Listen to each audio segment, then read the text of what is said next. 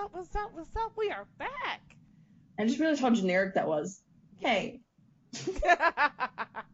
We are back, ladies and gentlemen. Episode 2. Holy crap, this is going to be a long one. Get ready. I hope you guys are ready because it's going to be one long one, and we are going to hold not a goddamn thing back. Hell Trust no. me. Wait, what happened? Taylor, we are live. I know. I got you. Ain't no holding hands. I can't hold on. No, I said hell no. Oh, you said hold on. I'm like, girl, we are live. Ain't no holding. Hold on, I'm not ready. Well, this is going to be one very, very long podcast. Not very long, but I say about a good hour. So get ready. Because a lot has happened in the past 24 hours that we need to talk about. But first, before we actually get started with our Raw 25 review, thank you guys for subscribing, listening to us, and all you guys' feedback. I'm sorry my phone is going off in the background because now we have 2 Twitters on my phone. So are you going to be hearing it bloop, bloop, bloop, bloop all throughout this freaking podcast? I hope you guys are ready for that. But thank you for everyone who messaged us and told us, how you guys like the podcast. Thank you, because trust us, I was nervous for episode 1, but I'm so glad you guys liked it. I am so glad. Thank you. Thank you, thank you, thank you, thank you, thank you. Thank you. Taylor, do you have anything to say? Because I know I'm totally, going, taking over. No, honestly, I was really overwhelmed by how much, support we got from it. And it just, on my channel, it's the first episode almost has 100 views, and it hasn't even been a full week, and I'm just amazed at how much people are like, oh my god, I love listening to you guys, and I'm just like, you like listening to me? I get smiley, but me? But no, it just amazes me how much support we're getting, and I can't thank you guys enough, because we wouldn't do this without you. Because then it would just be us talking to ourselves, pretty much. Yep, it would just be us talking shit to ourselves, which pretty much we do on a daily basis. So I'm so glad. I'm so sorry, guys. My dog decided to play with her toy as I'm recording. Really? Jesus. Anyway, so first and foremost, again, thank you, guys. Thank you, thank you, thank you, thank you. All right, so let's get to it. First, we have breaking news. First, let's get to the breaking news everyone's been talking about for the past 24 hours. Enzo Amore has fucked up big time.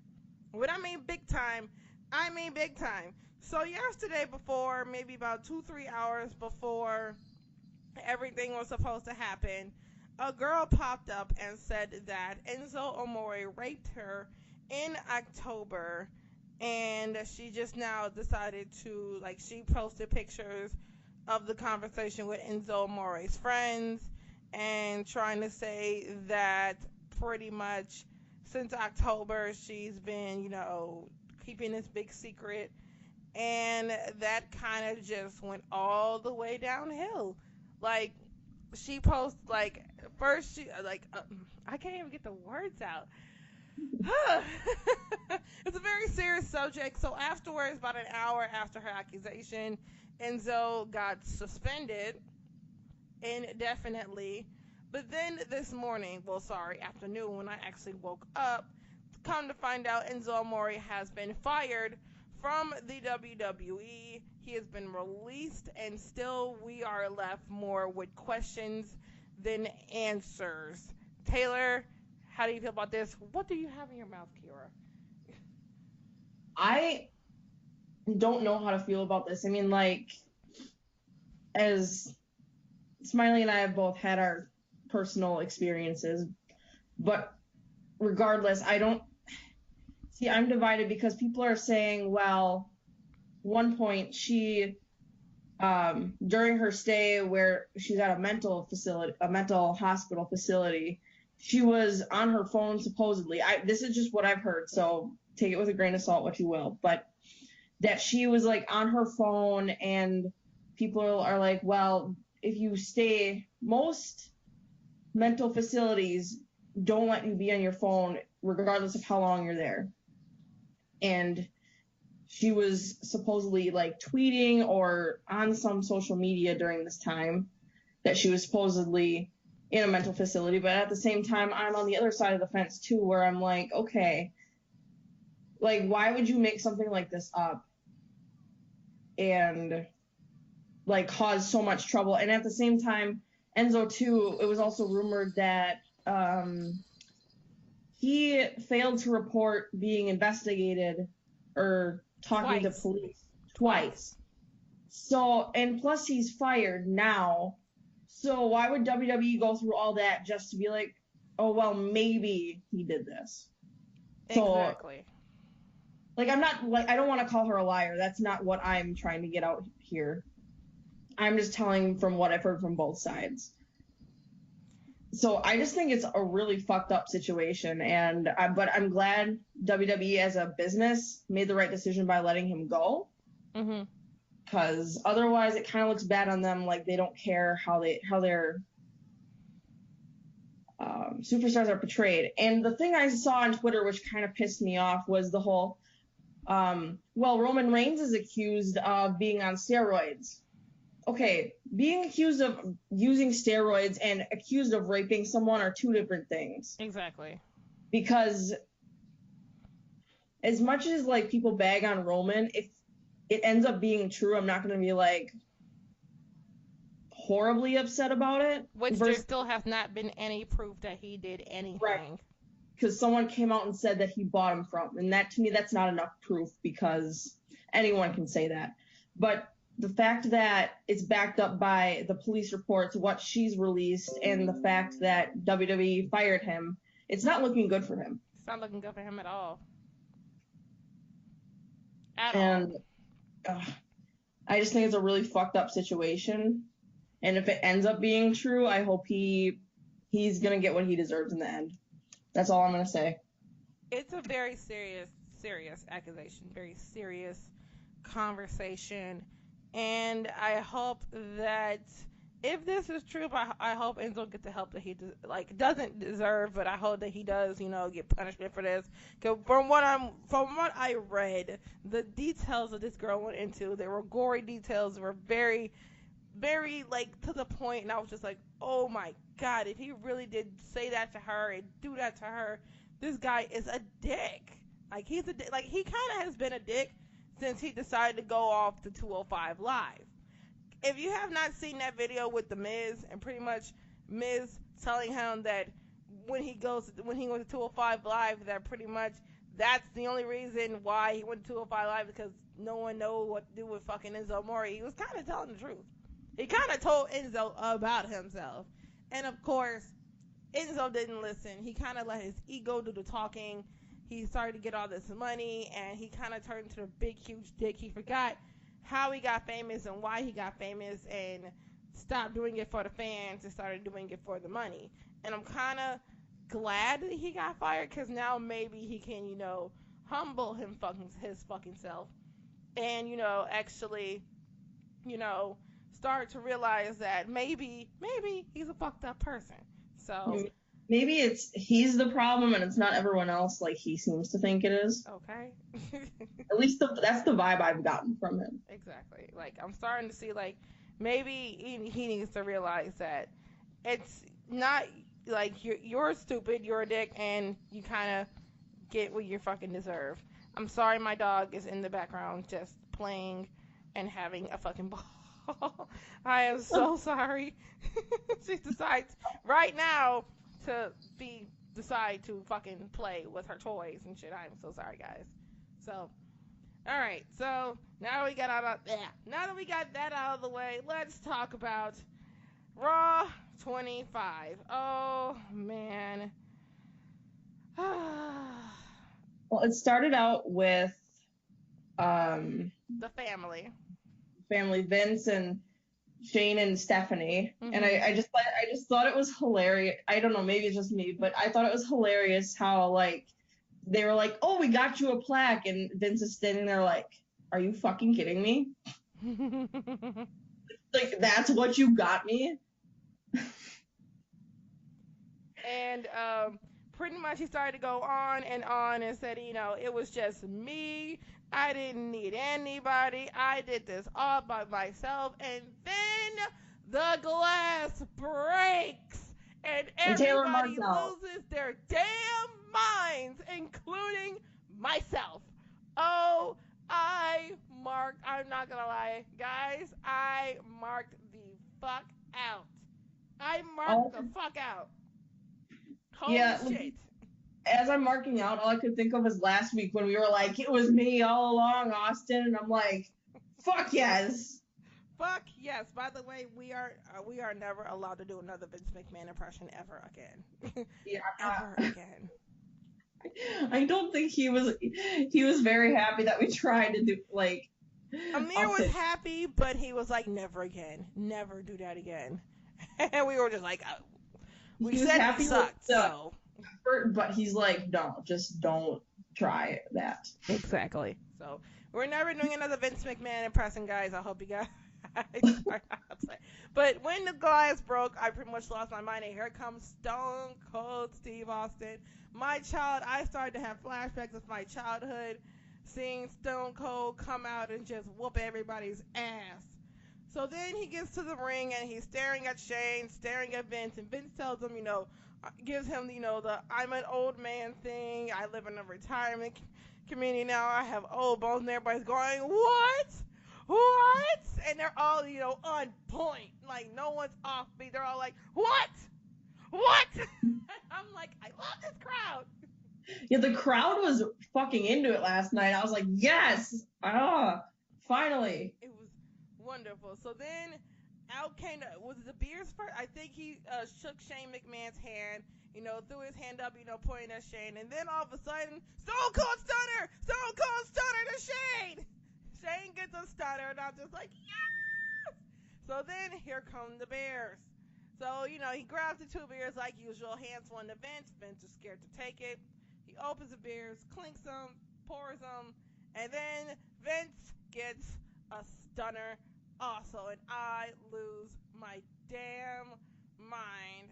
So then, of course, he grabs two more beers, clinks them together, and just downs them all down his shirt, throws them everywhere, and it was amazing. And then Shane gets up, has a beer with Stone Cold, and then he gets another Stone Cold stunner. But this time, the beer goes flying out of Shane's mouth, and I'm just like, my childhood, my childhood, my childhood. Oh my God. It's back. It's back. My childhood is back. Oh my God. Never leave me again. For how, like, he's not old, but for how old he is, like, in the wrestling business, he still looks decent. Like, he looks very, very good for someone who's literally, like, in maybe his, like, 50s, maybe. He looks pretty much in his 50s, I think. So then we go back to the Manhattan Center. Now, from what I'm hearing, this was the worst idea WWE has ever had, to have two different stages for one night. First, you had the Barclays Center where they were recording Monday Night Raw, and then you decided to get the Manhattan Center where Raw first appeared 25 years ago. This was a horrible idea because you brought out two of the best announcers in the business, Jerry the King Lawler and what's his name again? JR. JR. Yeah, JR. You brought back two of the best announcers in WWE to have them barely do shit for 3 hours. Shame on you, WWE. Shame on you. Shame. Shame him. You hear how much front row tickets for the original stadium were? I'm hearing it's about $1,000. Yeah, it was ridiculous. That's what I heard. It was about $1,000 for front row tickets. Some people actually paid about $800, I think. Some of it, yeah. Some of them paid $800. Some of them paid $1,000. So I have to say it was not good. It was not good. It was not good at all. That was a horrible idea. I don't know why you guys decided to do that. That was a horrible idea. So then we go to We go to the Manhattan Center. I think, yeah. Nope, not yet.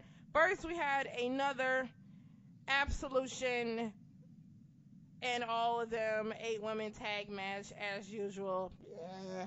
It was boring, but the worst thing of it all, oh, the worst thing of it all was that this match actually went on through while there were fucking commercials. They went on at least 3 commercial breaks during that whole match. You go to from commercial break, you come back for less than 3 minutes and go back to commercial. And then when we come back to commercial, the match is over in less than 50 seconds. Yeah, What? at the best, I would grade this at like a C match because, well, at first I marked out because I thought when they said the 8 women like tag match and Paige is standing out there, I'm like, oh my god, she's cleared to wrestle, and I was like fucking marking out, and then no, I got my hopes up for no fucking reason. Yeah, I saw her out there. I'm like, 8 women. Wait, what are you talking about, 8 women? Because all I saw was Nia, her. All I saw was Nia and Absolution. I'm like, that's weird. That's weird. That's 8 women. Oh my god! But I'm like, wait a minute. I was counting out somebody, and I was like, Yeah. wait, there's 1, 2, 3, 4, 5 of them. Paige is not wrestling. Whatever. So then I stopped caring. So then. It dragged on too long, I thought. Like, there was no need. Like, I understand, like, a 2 commercial match. I could see that. But, like, 3 commercials and then you ended at 50 seconds in? A damn shame. So then, pretty much, it ends with Sasha Banks giving the bank statement on Alicia Fox, and she picks up the win. But then after the match, Asuka turns heel on her team of Sasha Banks, Mickie James, and Bayley, and throws them all over the rope, over the top rope. So pretty much, the announcers go, "Is that what we're gonna see on Sunday?" I was like, "Oh dear God, please no, please God, no! I am so sick of seeing this woman win.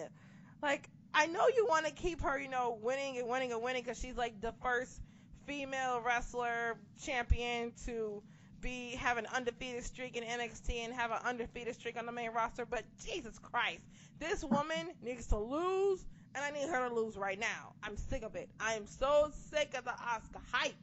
Oh my God.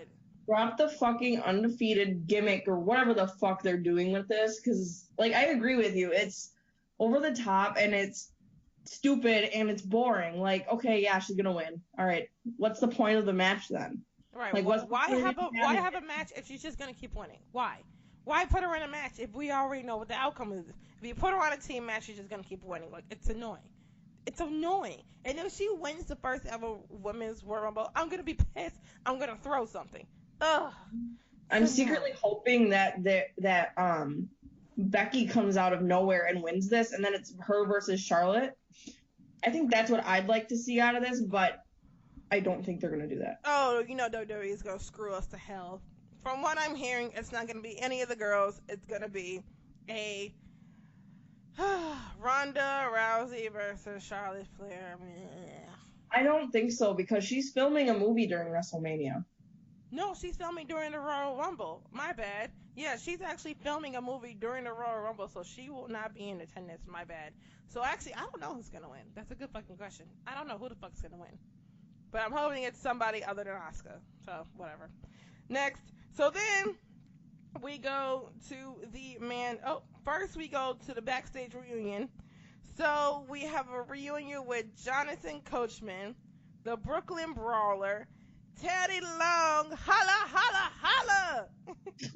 the Boogeyman, Brother Love, and Harvey Whippleman. It was amazing to see all of them, including the Boogeyman. I was the only one who was like, am I the only one that's saying that the fucking Boogeyman looks good for 53 years old? The man is 53 but still has an 8-pack like he's 20. Yeah, he doesn't look 53. I was like, oh shit, do you age or do you just stay like that? I'm just like, the Boogeyman looks good, even though he has live worms in his mouth. Still creepy as ever, still giving me nightmares. Ooh. So then we go to commercial, and pretty much they're saying that The Undertaker is returning. And I'm just like, oh my God.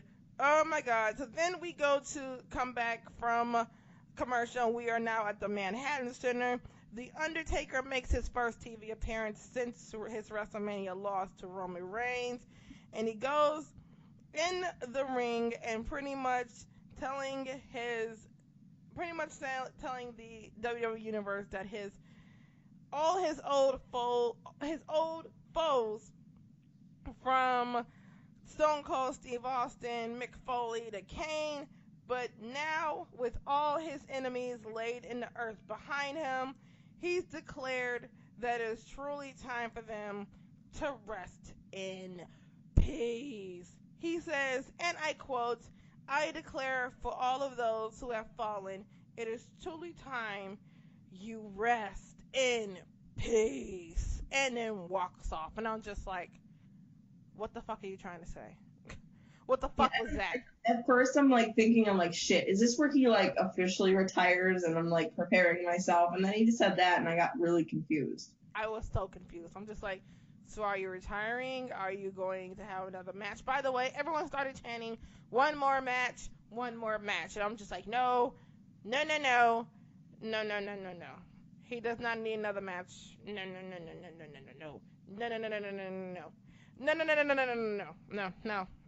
No. He doesn't need another one. And by the way, when he actually came out, he was not wearing his regular coat, hat, all of that. He actually kept kayfabe. Because if you did not know, last year at WrestleMania, he left all of that in the ring after his match. He actually came out in like old school Undertaker and just the whole hood, coat, cape thing. He came out in that, and I was just like, oh, he kept kayfabe. Yes! It was amazing. So then we go back. What were we saying, Taylor? No, I just thought it was one of those segments like that was done really well. Oh my god, my voice. That was just done really well last night. Like, I didn't understand the promo, but I like how he came out, how he kept, like you said, how he kept kayfabe. I thought that was done really well. Yes, it was. It was nice to see Undertaker, but it still made no fucking sense. So then we go back to the Barclays Center, and we are now backstage with the APA. Rhino and Heath Slater are having a poker game, and of course Heath Slater is losing badly to the APA.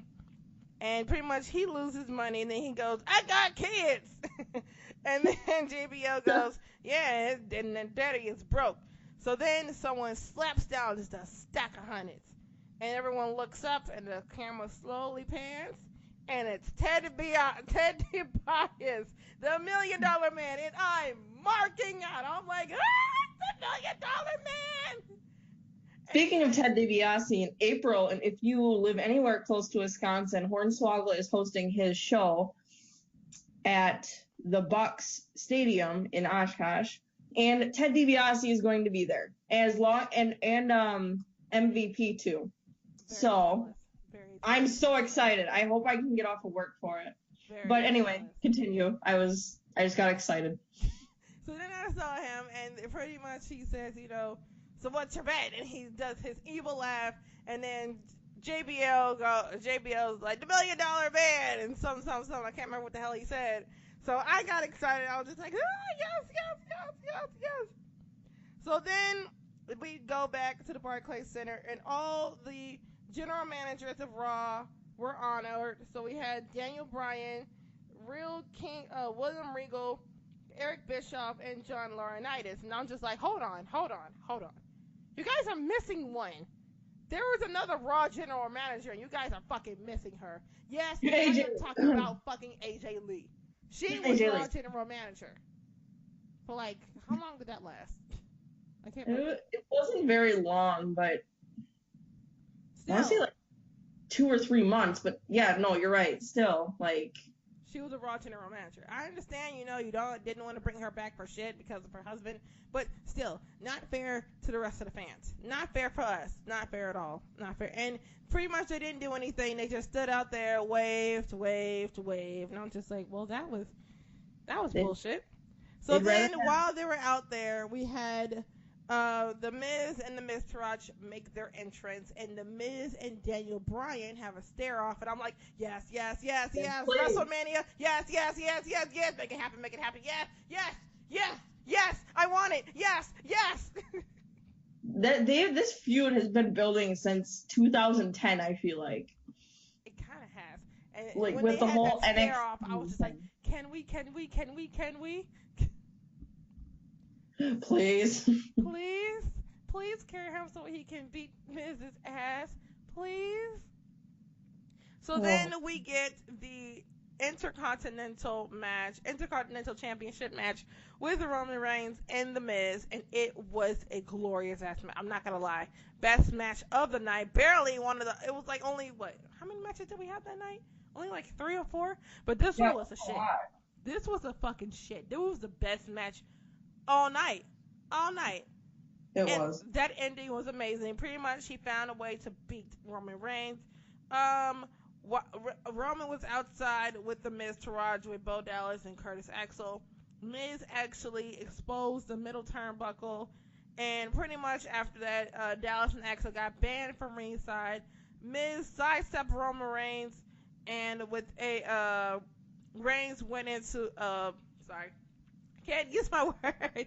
Roman went headfirst into the steel turnbuckle, and with a skull crushing finale, the Miz became an 8-time Intercontinental Champion.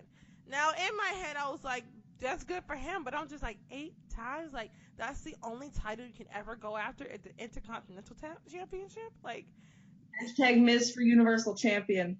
yes. Like, I kind of understand. I'm like, okay, I understand. You know, he does good with that title. He really does good, but I'm just like, I'm kind of sick of him winning that title. He needs another one. Really. He needs another one. So then we go backstage with APA's poker game. But this time, some superstars have been added to this poker game.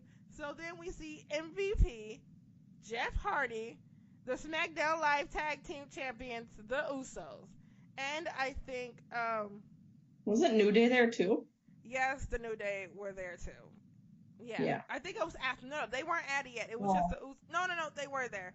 And I think also, Natty was there too during this poker game. And then Dana Brooke too. Wait, we're getting way ahead of ourselves. Yeah, They weren't even there yet. They weren't even there yet. So it was just MVP, Jeff Hardy, and the SmackDown Live champions, the Usos. Pretty much, Heath Slater lost again. I forgot who won that poker match. So then we go back. We go back to we go back to the ring, and it's the Peep Show. Christian is back. I And marked I'm just out. like, where's Edge? I love you, Christian, but where is Edge? So then here comes the Raw Tag Team Champions, Jason Jordan. But Jason Jordan tries to talk, and pretty much it's the Raw after Mania all over again. Jason couldn't get a single word out without getting booed, and I'm just like, holy shit. My Poor favorite little thing was Jason. how Jason Jordan was straight up getting booed, but like Seth came out, they're all like, "Yeah, Seth," and then like, yeah, it was just amazing. Yeah, and they both sat down, and Jason, tried to talk to the WWE Universe, and everybody was like, boo, boo. So then Sheamus and Cesaro came out, started talking.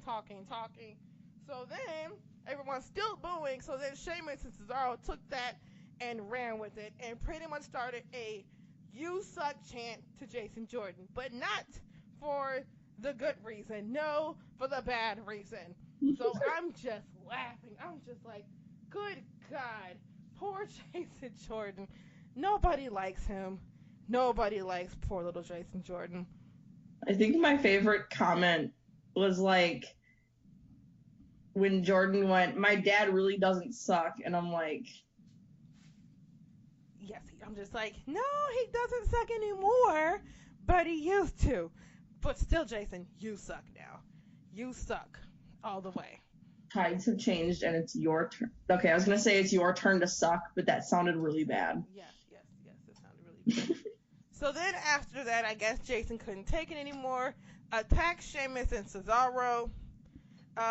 Pretty much, Rollins had to interfere. He took out Sheamus with a middle rope suicide dive and took the fight back inside for a knee to Cesaro, who was held down by Jordan, but Cesaro moved and Seth inadvertently hit his partner in the face with his knee, and the Bar made their way backstage.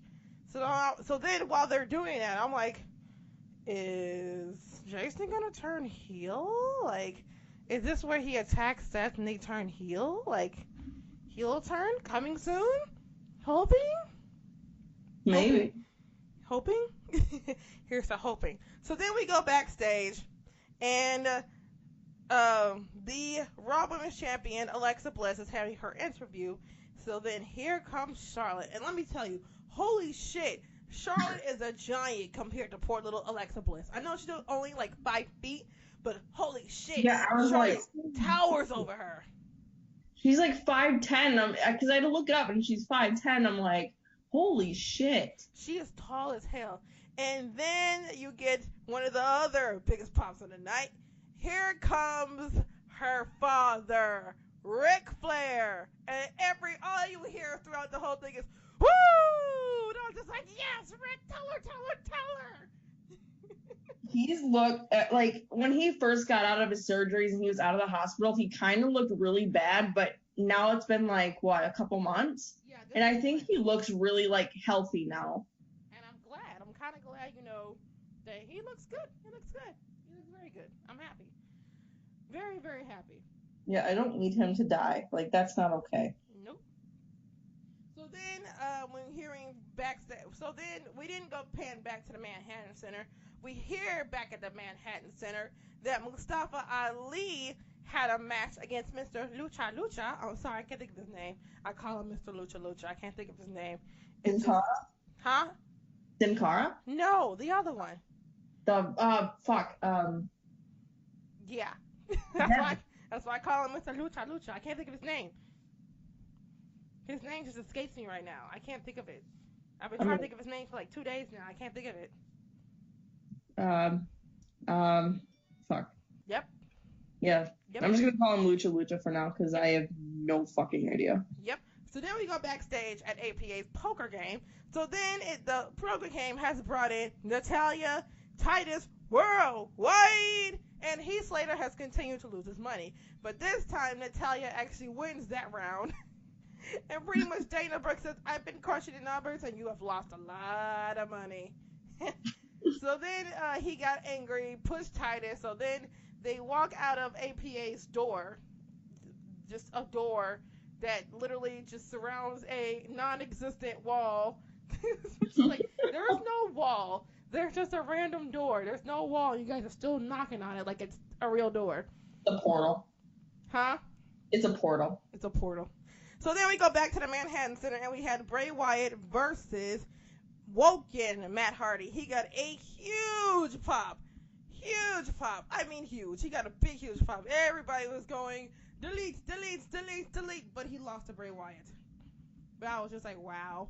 I think it's kind of sad that I just expect Bray Wyatt to lose now. Like, it's an expectation, and if he doesn't lose, I'm like, wait, what? But then I had found out Matt Hardy's first match was actually against Bray Wyatt's father. So I was just like, so revenge? I'm guessing? Yeah, that's probably the way they were looking at it from the booking standpoint. It was stupid and it was weird.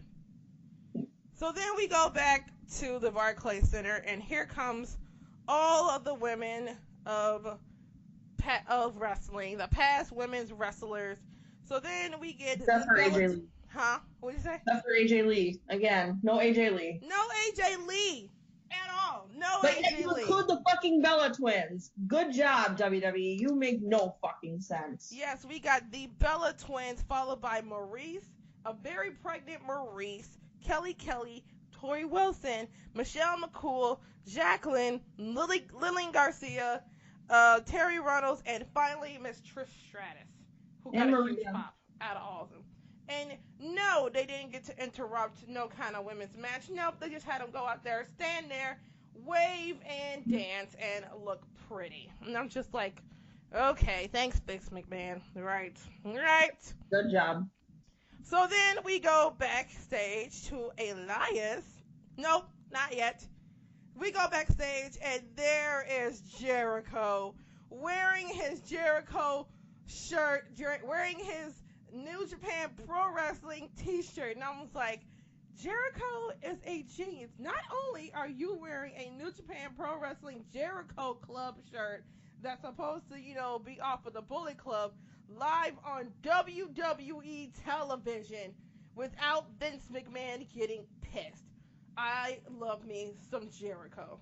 So then Elias goes by, playing his guitar, and Jericho says, that he's read him a song. And, he takes his guitar and pretty much starts singing Elias a song, saying, how he's stupid, how he looks dumb. And then he takes out the list. And Elias made the list. I was so excited. I was like, Elias made the list. Yay! I just like how he sang it.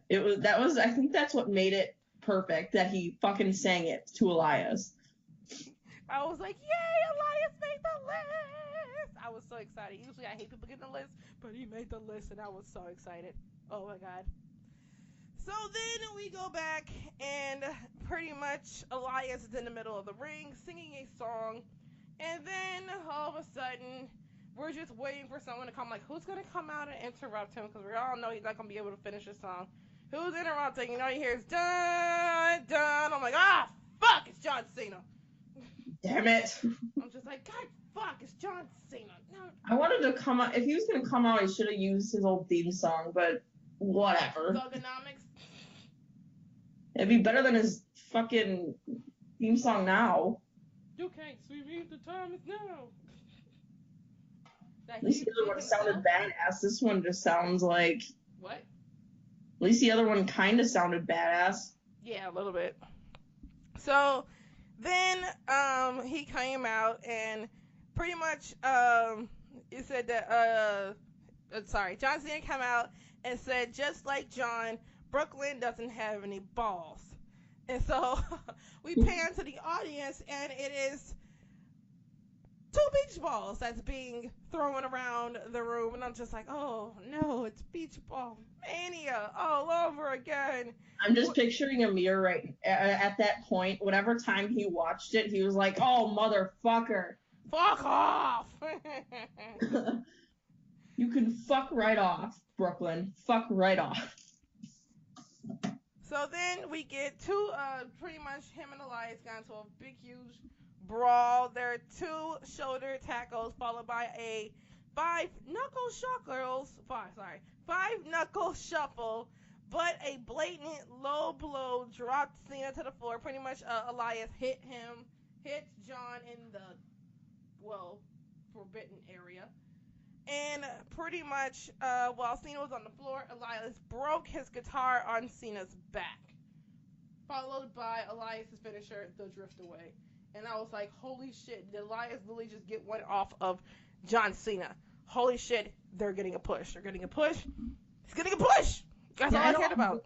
I'm glad for once he didn't, bury him. No. It's good to see him destroy John Cena. I was really happy. I was like, holy shit, we're going to get a push. Elias, 2018 WrestleMania? Yes, please. So then we go and we have Heath Slater versus Rhino versus Titus Worldwide. So the brawl started out leading to a double disqualification for Heath Slater, Rhino, and Titus Worldwide. But then I hear pew! And here come the Dudley Boys. I'm just like, oh my God! Out of retirement for one night only. Out of retirement for one night only. And of course, they didn't forget to bring the fucking tables. I was like, yes, get the tables! And everyone started chanting, we want tables. Clap, clap, clap, clap, clap. And I'm just like, just hold your fucking horses. So of course they put Heath Slater through a fucking table. It was amazing. I was just like, yes. Yes, yes, nostalgia, nostalgia, nostalgia. Of course, but you still have a fucking Royal Rumble on Sunday. Come on now. Let's get to that. Come on, let's go. I still like how every time they have a special show like this, Heath Slater always gets the shit beat out of him. It It was really funny. It was sad but funny. So then we go backstage. AJ Styles is having a interview, but oh no, not just any interview. No, he brought back one of the best interviewers of all time. I am talking about Mean Gene Okerlund, and I was just like, yes, Mean Gene is here.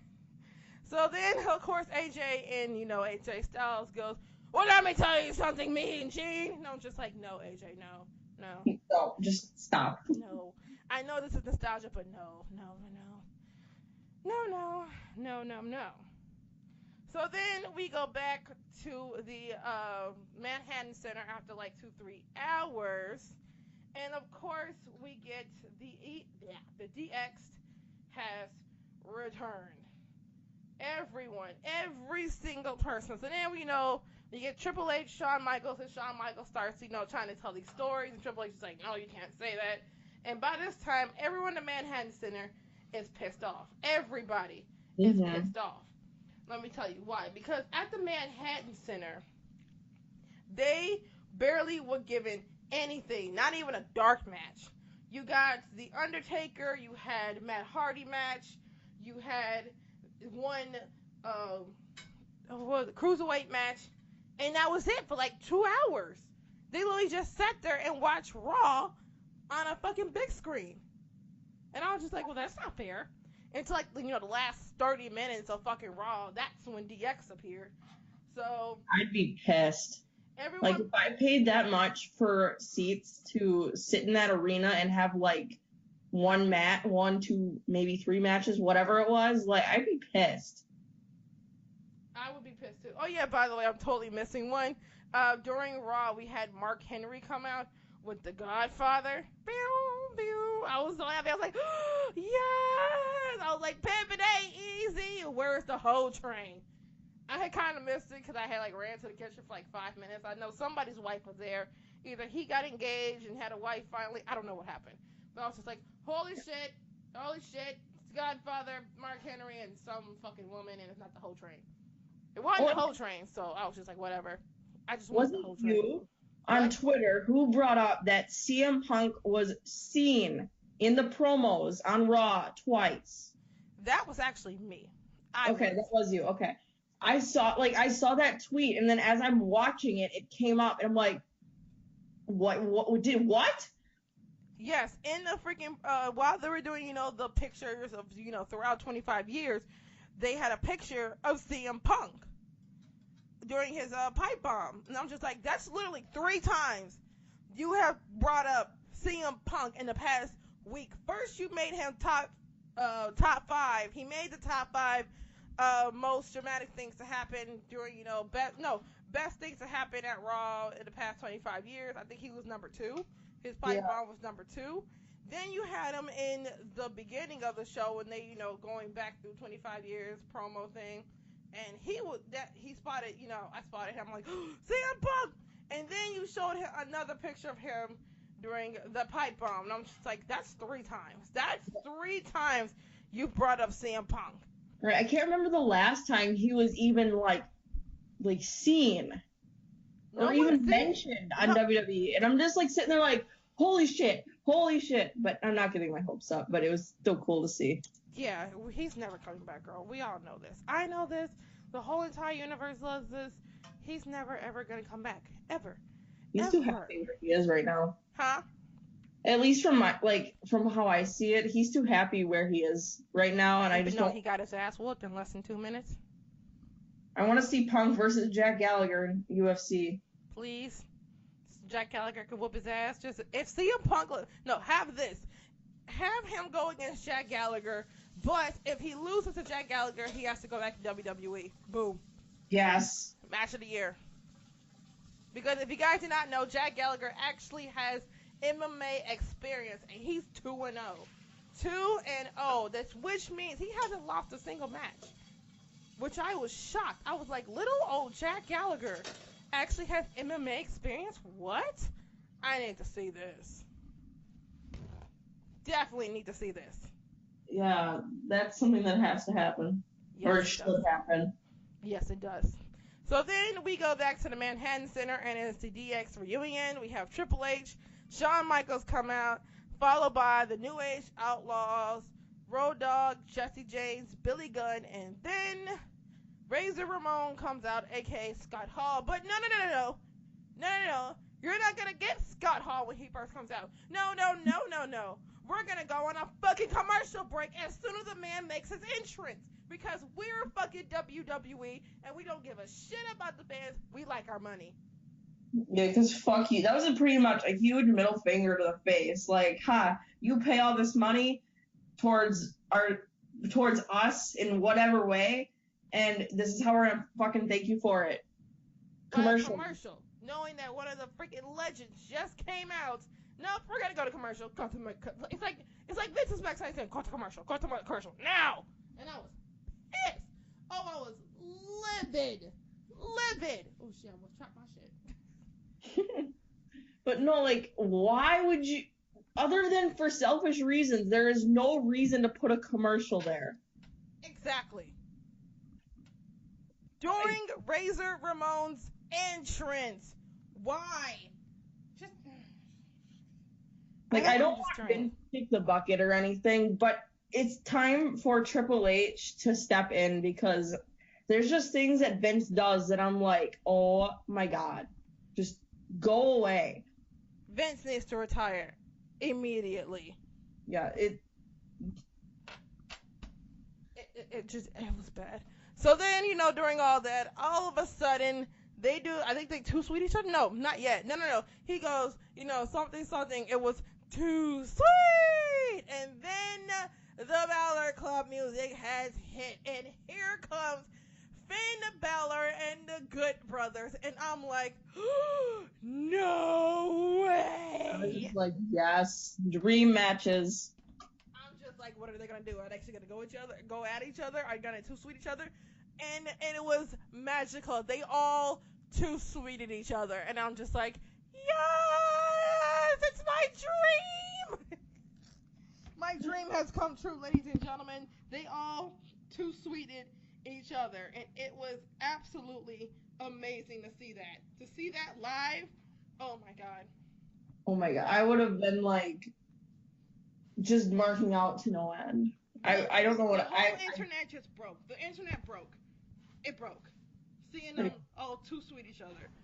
But then all of a sudden, after they too sweeted each other, all you hear is say yeah, and I'm like, oh no, no, not now, not now. And pretty much the burial of the Revival began, and I'm just like, oh, this is brilliant, this is beautiful. So pretty much everybody in DX went at the Revival, and it was just beautiful. It was beautiful. All I could think of is Cody Rhodes in the back saying, "Fuck the Revival." Fuck the Revival! Clap, clap, clap, clap, clap. It was amazing. I'm not gonna lie. It was absolutely amazing to see all of them do that. And pretty much they got hit with a coup de grace, and it was over. So then I was just like, all right, is that how we're going to end Raw? Is that how we're going to end it? Just have them all too sweet each other after the match? Nope.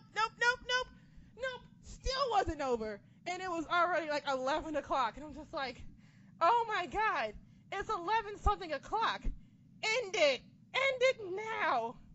Yeah, no one needs to see Brock anyway. I don't care. So then we go back and it's everybody, it's like they brought out the whole entire locker room. So then you should see... If you did not see the New Day make their entrance, you missed out. Because Big E literally just... Big E's walk to the ring literally made me die. I was just like, I am dying. Big E making his goddamn entrance was the fucking best. It was the fucking What's up, best. guys? Whoa, I don't know what the fuck that was. I don't know what the fuck that was. I'm sorry, guys. I have no idea what the fuck that was. Stupid fucking recorder. Anyway, so Big E, New Day's entrance was literally the best. It was literally the best. I'm not gonna lie. It was everything to me. Everything. I don't care. It was everything. So they all surround the ring, kind of like it was gonna be like a lumberjack match, and I'm just like, what the fuck is going on? So then we get Braun Strowman, Kane in the ring, And of course, what do? They go to fucking no. Before that, they cut the commercial. And then they come back and everybody's in the ring. Everybody. I'm like, so what is it? A lumberjack match? What the fuck is going on? So then, while they're standing out in the ring, all you hear is, "Ladies and gentlemen," and I'm just like, "Oh, here we go." And it's time for Taylor to go jump off a cliff. Yes, that's when it's time for Taylor to go jump off a cliff. She was probably not pleased. Mm-hmm. So, pretty much, we get, 3 minutes of Braun destroying everybody. Mm-hmm. That's exactly what it was. 3 Yeah, minutes of Braun destroying not only Kane, but also Brock. I'm like, how is Brock your champion, but yet you literally have him get destroyed every chance you get? Not okay. And then he wins at the pay-per-view. I will be shocked. I'd be shocked. So pretty much, what happened? So pretty much, it was an all-out brawl. Brock, and pretty much, what happened? Strowman went after Brock Lesnar, but Lesnar ducked, took out Kane with 1 at 5. Bryan got hold of Lesnar, tossed him over the ropes, and then threw him towards the barricade before finishing him off with a running power slam onto the announcer's table. And that's how they ended Raw at like 11:30. And I was just like, well, somebody paid for some overtime. And I was just sitting there like, well, that was totally nostalgia, but had nothing to do with the Royal Rumble. No, not at all. Nothing to do with the Royal Rumble at all. Except for like that last 5-minute thing. It kind of left me like, what the fuck am I supposed to expect? Like, Exactly. What's the feeling going into Sunday? Like, there was nothing. I was just like, really? Who books this shit? I was like, who the fuck wrote this episode? Whoever wrote this episode needs to be fucking fired. Immediately. This was some bullshit. They hyped this episode of Raw, like, through the roof, and then it just kind of really let me down. I was like, that's it? That's what you got? That's what you gave us? That's literally what you gave us. Was some bullshit. I was not happy. I was not happy at all. It was just... It's a shitty feeling. I was not impressed. I was happy with all the fucking nostalgia, but other than that, I got nothing from this. I literally just got nothing. Nothing. Like, the pops were cool, but yeah, that...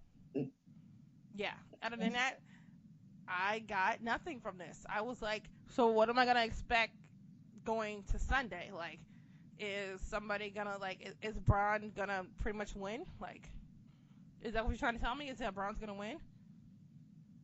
So, I have to give this episode 2.5. 2.5 Bollywood boys. That's all this episode gets. Taylor? I'm gonna go with a 2. It doesn't even deserve a half of close to a 3. It deserves a 2. Like, it only got a 2.5 because of all the freaking stars, all the nostalgia I felt. But other than that, it gets 2.5. Yeah, I'm just like, no, I am like very dissatisfied with this episode. So now it is time to answer your guys' question. We asked on Twitter to ask us some questions, and now we're going to answer them. So first question from Scotty Styles 29. He asked, do you think Stephanie McMahon and Roman Reigns will win the Rumbles this weekend, and will Braun finally capture the gold on Sunday in Philly? Taylor? What do you think? I'll start with this one. Stephanie McMahon winning, no, because that's pretty much a huge slap in the face to like all the women who are participating, regardless if like they've been around for a while or if this is like their second or third year. Regardless, it's like when Ellsworth helped Carmella win. It would just be a huge fucking slap to the face. It would. So no, I see her being in it. Like in my Royal Rumble predictions video, I put her in mine, but I do not see her winning it. Nope. I do not think, I'm gonna go with Taylor. I do not think Stephanie McMahon is gonna win. Do I think Roman's gonna win? I don't think so. No. He does not have to win the Royal Rumble to go against Braun. Brock. I mean, Brock. Sorry, Brock. He does not have. God damn, I keep getting those two mixed up because they both start with B. You're good. You're good. So, do I think he's gonna win? No. He already won last year, and everybody was already pissed. Trust me. When he came out number 30, I was pissed. I was pissed. I was like, fuck, not this shit again. Like, it's nothing against Roman personally. I'm just gonna get this out here because I feel like a lot of people think I hate Roman. I hate his character and how he's booked. As like a wrestler, he's improved in the last 2-3 years, like really well, I think. But it's just the fact that it's year after year that he gets shoved down our throats. That's what I'm sick of. Yeah. Not necessarily him as a person, but him as a character. Yeah. Do you think Braun will win Sunday? Taylor, what do you think?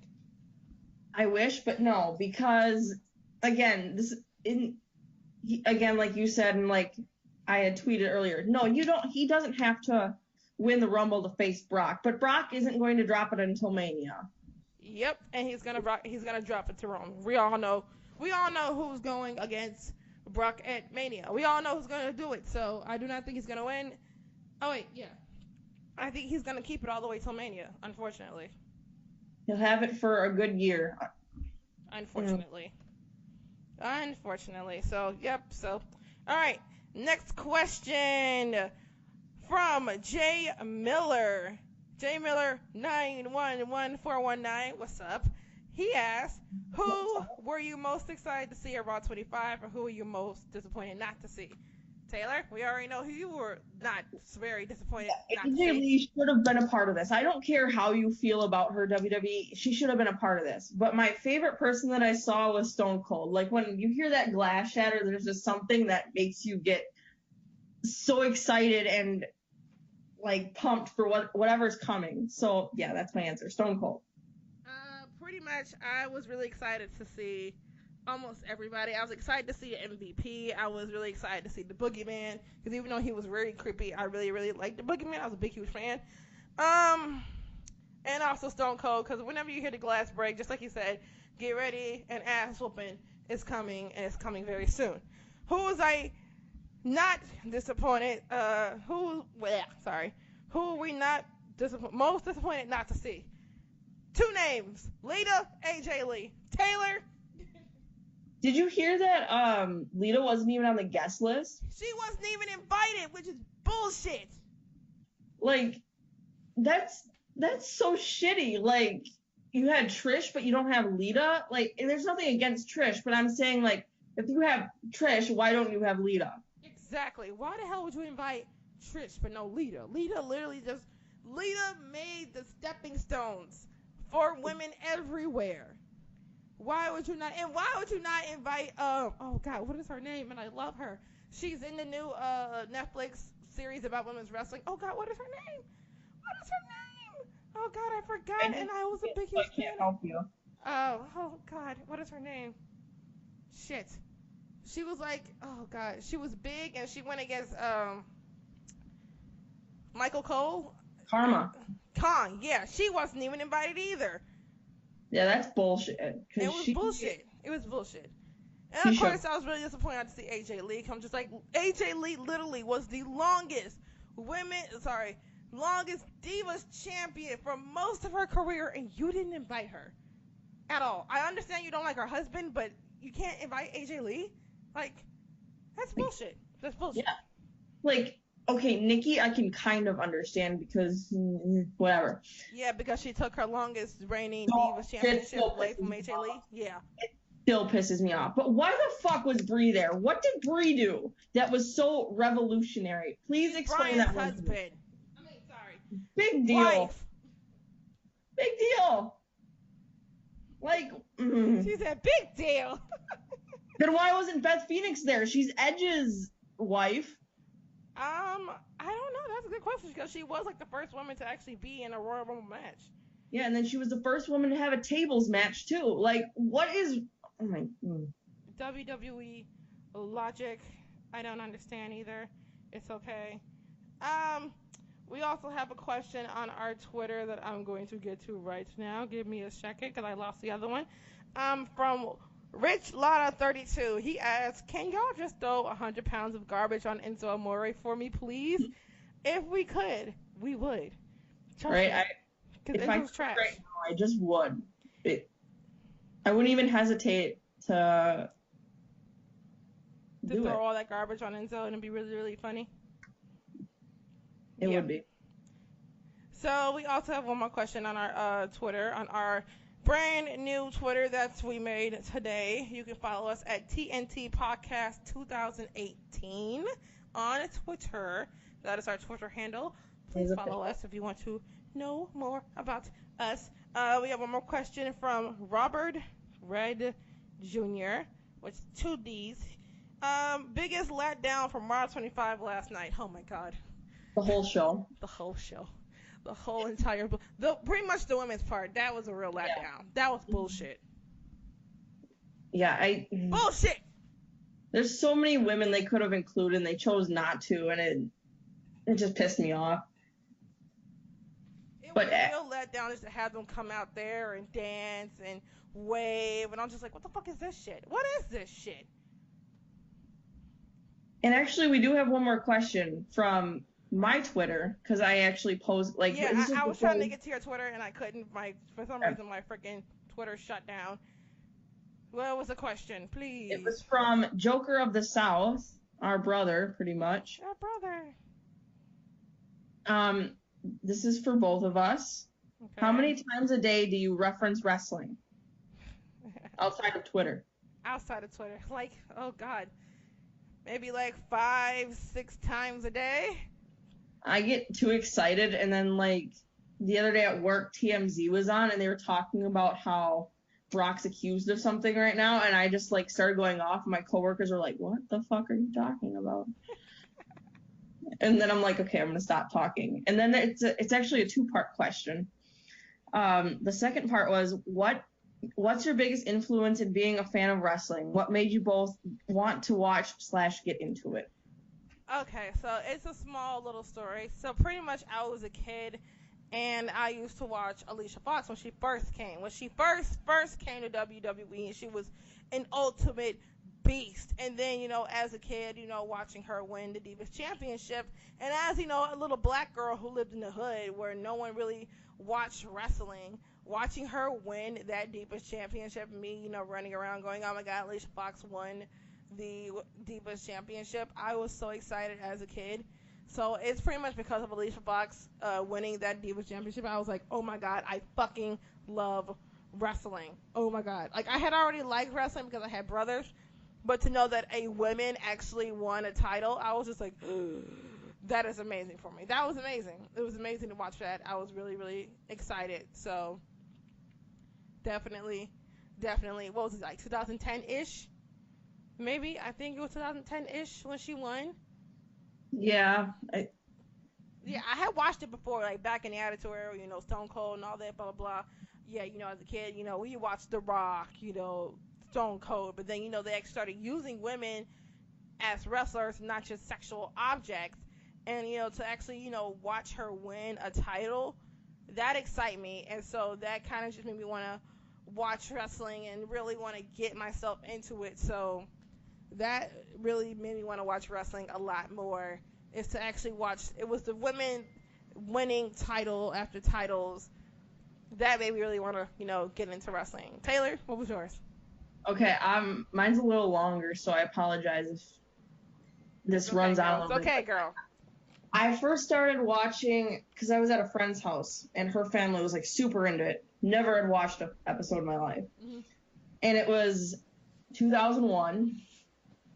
And it was a non-title match between Chris Jericho and Stone Cold. I remember that. And those two just, like, I don't know what it was, but those two just made it interesting to me. Like, and like, their characters, and just, like, Jericho, this larger than life character, and then you had Stone Cold as this badass. And yes, and just the first time hearing that glass break, there's just, like I was saying earlier, there's something about when you hear it, you're like, oh, holy shit. Like, so then my parents didn't have a lot of money. We'll just keep it at that. So, and wrestling wasn't allowed at my house, at my mom's house, because my parents were divorced. Right. So I kind of like didn't watch it as much, and I kind of like lost touch until about 2006. And then I lived in Cincinnati. Right. At this point, and I got to go to HWA in Ohio. And this is actually one of the first times I got to see, I didn't know it at the time, obviously, but that this is where like Dean Ambrose got his start as Jon Moxley, and his character really just got me back into it. And one of the most relatable people that I've ever watched live, and then continuing to follow his career until he got to WWE. Right. Like, I have a whole YouTube video on it. I won't go into it, but because I'm gonna start crying if I do. But anyway, so then I started to get back into wrestling, like WWE too, around 2006 as well, because I got in trouble because I ran around my house yelling "suck it" to my dad. So, yeah, and then in 2010, if we're gonna like, because you were talking about women's wrestling, I really got into women's wrestling because of AJ, because that's how I identified. Like, I was the quiet, shy nerd in high school, because 2010 I started my freshman year, and it was nice it was a refresh. Like, Naomi was kind of along those same lines in the same NXT season 3, right? But AJ just stood out to me, and she made me laugh every time I watched her, so that really got me into women's wrestling. So yeah, that's kind of my story of how I've evolved in a way as a wrestling fan, and which wrestlers kind of kept me going along. Yeah, pretty much AJ Lee was like everyone's favorite, including mine. She made me laugh every time. Just like, holy crap, she's a beast. Like, she just was real. Like, she wasn't. I didn't get the fake vibe off of her like a couple of the other girls, like Aksana. I fucking hated her. And then there was another girl, I don't even remember her name, because it was Aksana, some chick, and then it was AJ, Caitlyn, and Naomi. Right. But I can't remember the other girls. She had the Bella twins as her, like, profession. Yeah. I don't fucking remember her name, but I didn't like her either. I don't like her either. So yeah, that answered that question. Thanks for that question, Joker. So then we have one more question from Rollin Styles P1. He asked a 2-part question. He asked, your NXT TakeOver and Royal Rumble predictions. Let's get this out the way, because I've already talked about NXT, but I have the card in front of me, so I kind of have my predictions already. So okay, let's do this. NXT TakeOver Philadelphia. When is that actually? When is it? Oh, never mind. It's Saturday, January 27th. Okay. What? Yeah, that. Yeah, that. Yeah, that one. So, on the card, we have for the NXT Championship, we have Andrade Cien Almas versus Johnny Gargano, aka Johnny Wrestling. Let me tell you, I have to go with Johnny Gargano. I was literally like the only one who was not happy when Andrade won the NXT Championship. I was the only one who wasn't excited. I'm just like, well, this is bullshit. Yeah, I wasn't happy with that decision either. Like, I don't understand it. I didn't understand that win, but and then he won. I was just like, whatever. It should have been Velveteen Dream, because you know I love everything about the goddamn Velveteen Dream. So, yeah. I'm sorry. Goddamn. Miley's just low-key dying. All right, next on the list, NXT Championship, Ember Moon, who I love, versus Shayna Baszler. I'm not happy about this. Why the fuck is she getting a goddamn title match already? She hasn't even been in NXT that long. She literally just arrived, just debuted, and already she's getting a goddamn title match. Why? Why? There's so many other girls down there who I would have rather face her. Like, they don't necessarily have to win, but like, this is what pisses me off about WWE. They have someone new who is decently talented, but then they just skip over all the people who've been working hard for however many years, and they're like, nope, this person. Exactly. Like, I understand Shayna's a beast. She's been choking people out in the performance center and all this other shit, but why the hell does she have a title match already? Why? I don't understand. I can't. I don't know what I. It. I hope Ember wins. That's my prediction. I hope Ember wins. I hope it's a squash match. Yeah, just destroy her.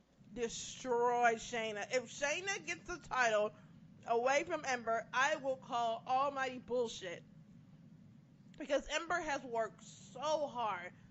So hard. Do you know how many times she actually did a goddamn interview for freaking WWE? Not an interview, but like how many times she actually tried out for WWE and she kept getting denied. She did it like 3-4 times before they finally said yes. I was so happy. Like, if you did not read her story on WWE.com, you need to go watch that video. Have some tissues because you're going to cry. Her story is amazing. And I'm so happy she's fucking champion. She deserves all the praise. All of it.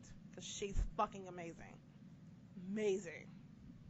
Amazing champion. Amazing woman. I'm sorry. I'm a big Ember fucking fanatic and I don't care. You go for it. Ass. You can kiss my ass. Alright. Next we have Adam Cole, baby, versus Aleister Black in an Extreme Rules match. I can't pick. No, don't make me pick. I know, right? I love Adam Cole. Love him, love him, love him. But then we have Aleister Black in an Extreme Rules match. Oh, don't let me pick, don't let me pick. That is one Brock, like, if he faced Brock Lesnar, that is one Brock Lesnar match I would actually look forward to. Yes. But, oh, God, I can't pick. I can't, I don't want to pick against Adam Cole. I really don't, because I love Adam. But, I'm sorry, Adam. I'm going to have to go with Aleister Black. Oh, God. Yep. Yeah. I like you, Adam Cole, but I see Aleister Black winning this one, so I apologize. Don't hate me. Please don't hate us. We love Adam Cole so much, and we also love Aleister Black. If you did not watch the Aleister Black versus Velveteen Dream match, you missed out on one hell of a match. It was amazing. Go back and watch it because I could watch that match over and over and not get bored with it. Next on the list, we have NXT. For the NXT Tag Team Championship, we have the Undisputed Era versus the Authors of Pain. Now, I have a feeling they won't be winning because if I'm just going to put a little teaser out there. Not a teaser, a spoiler alert right now. They're getting called up to the main roster after WrestleMania, so I don't see why putting the title on them knowing damn well they're going to be leaving in less than 3-4 months anyway. So, why put the championship on them if they're going to be leaving? I don't think they'll win. Nope. I kind of want Sanity to have the titles back, but I know it's not going to happen. So I say that Undisputed Era will keep the titles. You know, I love the Authors of Pain. Love them. Yeah, I agree. So, that's the end of that one. And for our Royal Rumble predictions, oh, God. So, for the women, I don't know. I don't know who I want to win. I mean, number one on my list, I want Naomi to win, but I know it's never, ever going to happen. They're not going to give her another push, and it's going to suck. Becky. Becky would be my pick, just personally, but I don't think she's going to win, but that's who I'm cheering for. I'm cheering for either Becky or Naomi, because I love them both, but we all know who the true winner is going to be, and I'm not pleased, but I think it's going to be fucking Asuka. Or Nia Jax. Either I'm really hoping that at the end we get Nia Jax versus Asuka again, and then Nia Jax just throwing her over the rope and Nia Jax winning the first ever Women's Royal Rumble. I would cry. I would cry because then we get Bestie against Bestie for WrestleMania. It'll be amazing. It'll be a good match. It would be. And for the men, Royal Rumble predictions. Oh yeah, I forgot we have a full ass card. This is like a 5-hour fucking. Yeah, it's gonna be long. It's gonna be a long night. Well, now that they got rid of one match because Enzo's gone, so now Cedric can't get his goddamn title. Son of a fucking bitch. Damn it, Enzo! Damn it, Enzo! First you get sick, then you get injured, now you get fired. Now Cedric can't get his goddamn title from you. You son of a bitch! I might just get drunk Sunday. Yeah, That might be a thing. All right, so for the men's Royal Rumble, I want Nakamura. I don't want Nakamura, but that's who my pick is. I want Nakamura so we can get an AJ Styles versus Nakamura rematch. You know what I could see them doing? Just piss everyone. Fucking New Japan. That's what I want. That's what I need. All right, so then we have the Universal Championship: Brock Lesnar versus Braun versus Kane. Blah blah blah blah blah. My pick is Brock Lesnar, but I'm not happy with it. Nope, not pleased. But Brock is gonna keep his title. We all know WWE is never gonna give the title to poor Braun, even though he deserves it all. Hey, by the way, guys, fuck Brock Lesnar. Oh yeah, we need our fuck Brock Lesnar for today, and there it is. Fuck Brock Lesnar. I'm done. Okay.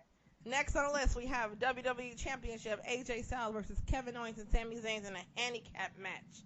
AJ Styles. AJ Styles. I don't have him losing that title, especially. I have Kevin Owens and Sami Zayn arguing over who should pin AJ for the championship, and then AJ getting up and pinning one of them for the 1, 2, 3. He keeps his title. Boom. Yeah. I don't think they will ever. Nope. They're not getting a title. Nope, and no, they're not getting the title. No, just no. That's my answer. All right, for the SmackDown Tag Team Championship, we have the Usos versus Chad Gable and Shelton Benjamin in a 2 out of 3 falls match. I'm hoping that either the Usos retain and then we get someone else try to go for the freaking title. I'm hoping that's what I want. I want the Usos to win, but I have a feeling that they're gonna put them on Chad Gable and Shelton Benjamin after one of the Usos brothers got arrested for a DUI. I think they're gonna try to punish him and take the title away from him, which is really gonna suck because I know WWE and they're dicks and they're assholes, and I think they're gonna get their title taken away from them by those two. Yeah, I'm gonna cheer for the Usos because it's the Usos and I love their whole heel gimmick, but I mean, it could go either way, I think, but yeah, I'm gonna stick with the Usos, but if I'm wrong, I'm wrong. Yep. So I think that is now. Oh wait, it's not even that long now. Now that we got rid of one match because we got rid of the what? I don't think Alexa or Charlotte are putting their titles up. No, they're not in the title. They're not in the Royal Rumble because they're both championship. No champions have to be a part of the Royal Rumble. No, I meant I don't think they're doing a singles match. No. Yeah, I didn't hear anything about that, and I'm guessing not. So. No. So I think that I'm thinking there's rumors tonight that Dolph Ziggler is gonna come back and challenge Bobby Roode for the title tonight. There's a lot of rumors that's going to happen tonight that Dolph Ziggler is going to come back and challenge Bobby Roode to get his United States Championship back after he relinquished it after the Clash of Champions pay-per-view. So, even though it has not been announced, if that's the route they're going to go down, I really want I want Bobby Roode to keep the title. It's his first title on the main roster. Let him keep it. Let him keep it. Dolph is leaving, supposedly be leaving, so whatever. Yes, we'll come out. Whatever. There might be a Intercontinental Championship rematch. I don't want it. If there is, I don't want it, but yeah, I hope and pray there's no rematch. Just let Miz keep his title. Let him keep running his mouth. Keep it. Keep it. Keep it. Keep it. They can keep that match. Please don't let it have it. Well, they didn't announce it last night, so they won't be. Never mind. There won't be a rematch because they didn't announce it last night. So never mind that match. But if they do go down the route of having Dolph Ziggler versus Bobby Roode for a rematch, then I want Bobby to win all day. Bobby should win, and it would be fucking glorious. I don't know why I did that. I'm weird, you guys. I'm weird. Is that everything, Taylor? I think so. I don't think we missed anything. Did we miss anything? I think we literally detailed this bullshit that was Monday Night Raw. It was complete bullshit. We will be talking about SmackDown Live. Probably we'll be recording tomorrow because Taylor, you have off work tomorrow, right? Yes. So yes, we will definitely be recording because I'll be the one that has to work. But after I come back from work, definitely we will be recording and talking about SmackDown Live because I have a feeling it's not gonna try to do what Raw did and have a big ass show. It's the SmackDown go home show after. Well, sorry, before the Royal Rumble. So let's see what the fuck they have in store for us tonight. And with that, I say we call this a day. Thank you for fucking listening to us ramble and ramble and ramble.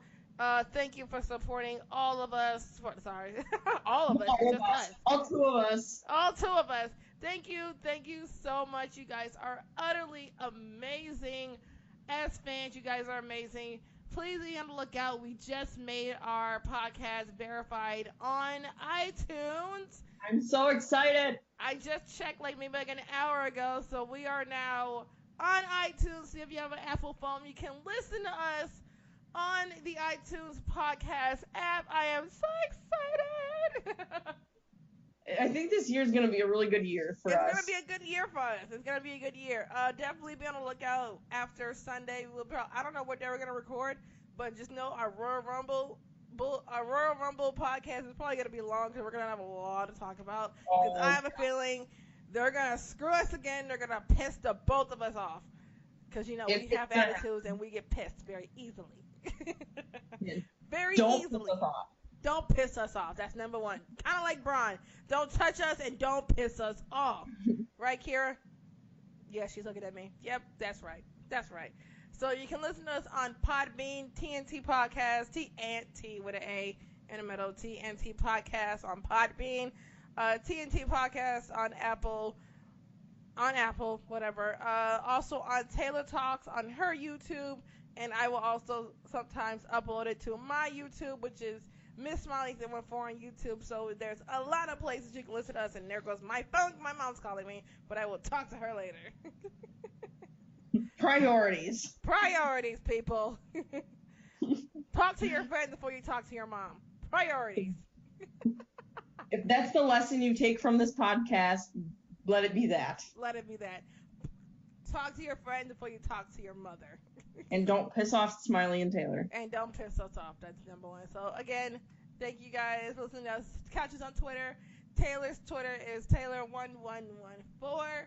Mine is Smiley Baby Boo. And the podcast Twitter is TNT Podcast 2018, which is the year that, we made this podcast successful. Not successful. That's the year we made this podcast.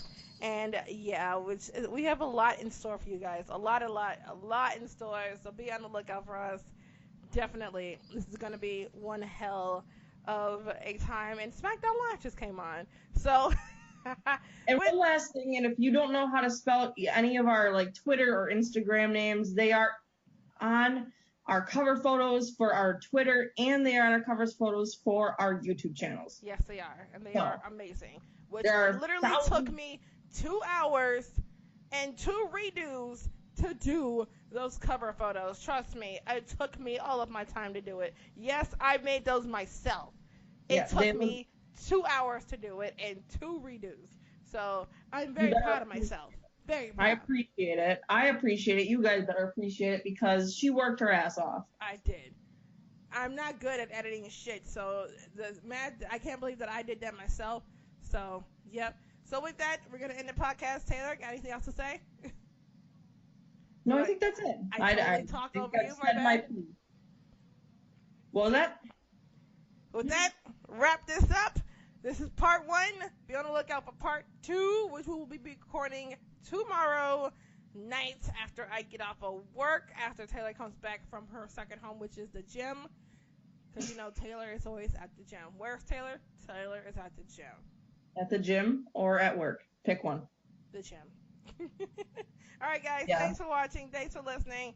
I'm out of here. I've been smiling. This has been Taylor. This has been the TNT podcast. Thanks for listening.